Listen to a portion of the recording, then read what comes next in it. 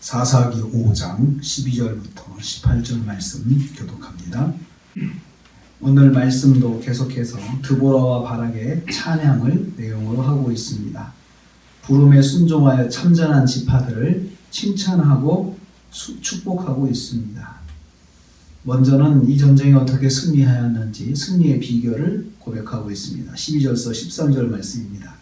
13절 말씀에 남은 귀인과 백성이 내려왔고 여호와께서 나를 위하여 용사를 주시려고 내려오셨도다. 그러니까요, 남은 귀인은 지도자를 말합니다.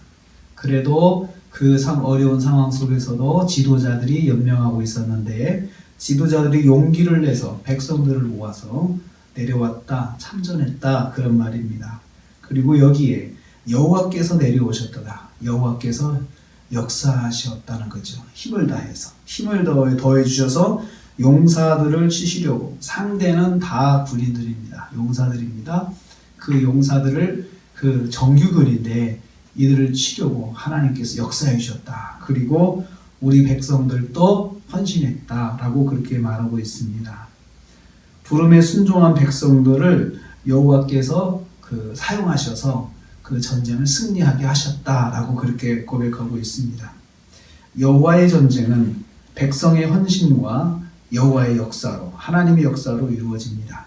백성이 헌신하지 않으면 역사도 이루어지지 않습니다. 그래서 보면 하나님께서 그냥 그 하늘에서 이기게 하실 수도 있거든요. 이스라엘이 전쟁에 참여하지 않아도. 그런데 하나님은 절대로 그렇게 안 하시더라고요.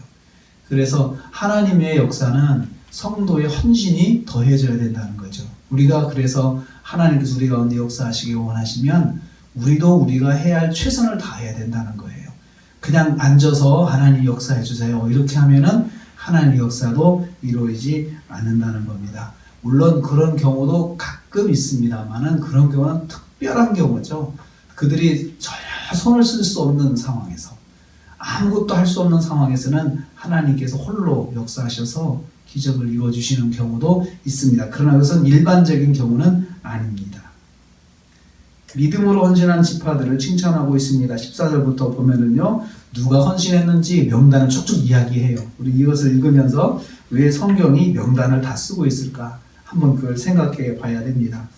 14절 말씀에 에브라임 지파가 아말렉에게 압제당하는 가운데 헌신했다라고 했습니다. 아말렉의 뿌리 박힌 자요. 그러니까 아말렉에 깊이 눌려 있는 거예요. 그러니까 꼼짝을 쓰는 상황에 눈치가 보이고 감시를 당하고 있는데 이 에브라임 지파는 그 아말렉의 감시를 물리치고 헌신한 거죠. 그러니까 어려움 속에서 헌신한 지파가 바로 에브라임입니다.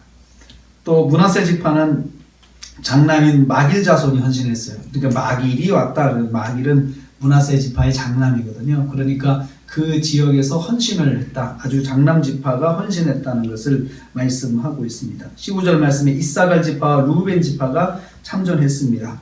그래서 그 헌신을 해서 이렇게 전쟁이 이루어졌다라고 칭찬하고 있어요. 누가 왔지 하고 이렇게 하는 겁니다. 우리가 보통 큰 대사를 치르고 나면 사람들이 오가잖아요. 그러면 사실 누가 오가 안 왔는지 사실 순수한 마음으로 한번 확인해 보고 싶거든요. 왜냐하면 사람이 많아서 다 인사도 못하고 그랬는데 한번 그 명단을 보면, 방명록 이렇게 보면 누가 왔구나 안 왔구나 확인이 되잖아요. 하나님께서도 하나님의 전쟁, 하나님의 일을 위해서 누가 헌신했는지 헌신하지 않았는지 그 명단을 챙겨 보시는 거예요. 그것을 여기서 볼 수 있습니다. 왜 보실까요? 칭찬하시고 축복하시고 그러기 위해서 그러시는 거죠. 스불론 지파는 18절 말씀에 목숨을 아끼지 아니고 헌신했다라고 했습니다. 목숨을 무릅쓰고 죽음을 무릅쓰고 목숨을 아끼지 않은 백성이다. 이것을 표현하는 것은 뭘까요? 헌신할 때 어느 심정으로 어느 정도까지 헌신했는지 하나님께서 아시는 거예요. 아주 최선을 다하고 있구나. 너는 죽을 힘을 다해서 헌신하고 있구나. 이것이 그냥 나만 혼자 그냥 죽도록 헌신했네. 그 나만 혼자 고통을 느끼고 끝나는 것이 아니고 그 상황을 하나님께서 아시는 거예요. 정말 저렇게 헌신하는구나. 이거 하나님께서 기억하신다는 것을 볼 수가 있습니다. 정말 어려운 여건 속에서도 정말 저렇게 기도를 하는구나. 저렇게 나와서 하나님 앞에 나한테 구하는구나. 이것을 하나님이 아신다는 것입니다. 이들은 여호와의 인도하심을 믿고 열악한 여건 속에서도 믿음으로 헌신한 지파들입니다. 이 헌신한 지파들의 헌신을 하나님께서 높이 보시고 있다는 것을 말씀하고 있습니다. 여기 이 전쟁은 그때 끝났지만 우리가 성경을 통해서 계속 읽으면서 계속 이론을 이야기하잖아요. 정말 이 지파들은 참 어려운 여건 속에서 참전했구나, 참 잘했다. 우리가 읽는 성도들이 축복하잖아요. 또 읽으면서 하나님은 성도의 헌신을 칭찬하시며 축복하십니다. 그래서 우리의 헌신은 절대로 그냥 지나가지 않습니다. 작은 헌신도 또 큰 헌신도, 여기 보면 각 지파들이 어떤 상황 속에서 압제와 핍박 속에서도 그 눈치와 그 억압을 이기고 하나님의 일에 동참을 했구나. 이런 것들이요. 어려운 가운데서도 헌신했구나. 이런 것들을 하나님이 다 기억하신다는 것을 볼 수가 있습니다. 그런데 17절 말씀에 불순종한 지파들도 하나님이 기억하십니다. 어떻게 불순종했는지 그 내용이 나와 있어요. 길르앗은 요단강 저쪽에 거주했다.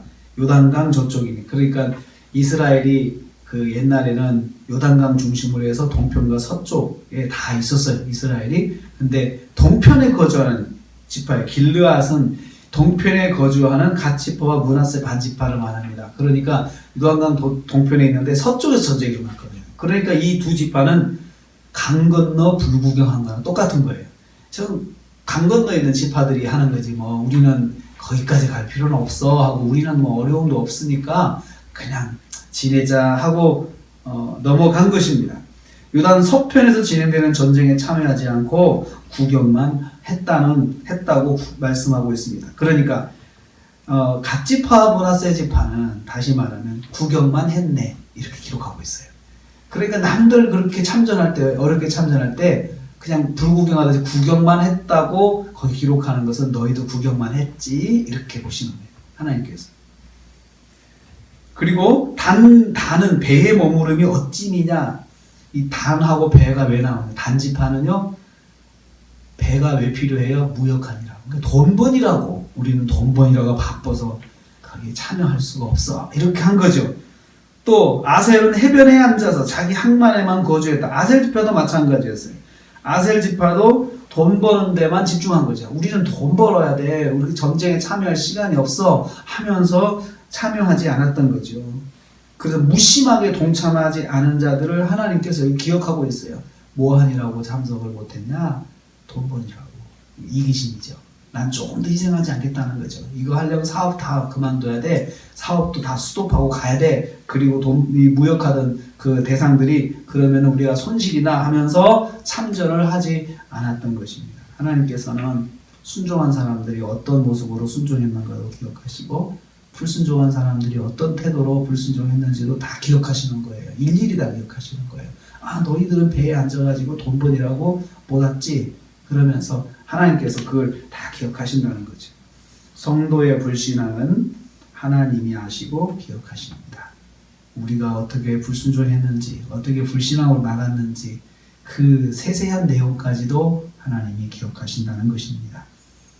오늘 드보라의 찬양을 통해서 헌신은 하나님께서 꼭 기억하신다. 또 불순종도, 헌신하지 않는 모습도 하나님이 기억하신다. 꼭 이것을 우리에게 말씀하고 있습니다. 오늘 하루를 살면서 우리가 어려운 여건 속에서도 기도하고 또 특별히 나라를 위해서 기도하고 이것은 우리가 동참하는 것입니다. 그래서 이러한 헌신을 하나님 꼭 기억하신다는 것을 우리가 기억하기 원합니다. 그리고 하나님의 역사는 하나님의 능력과 성도의 헌신을 통해서 이루어진다는 것을 우리는 볼 수가 있습니다. 오늘 하루 하나님의 일을 위해서 내가 무엇을 해야 내가 할 수 있는 것을 내게 부르신 그 부름에 응답해서 순종하시는 승리하시는 하루가 되시기를 주님의 이름으로 축복합니다.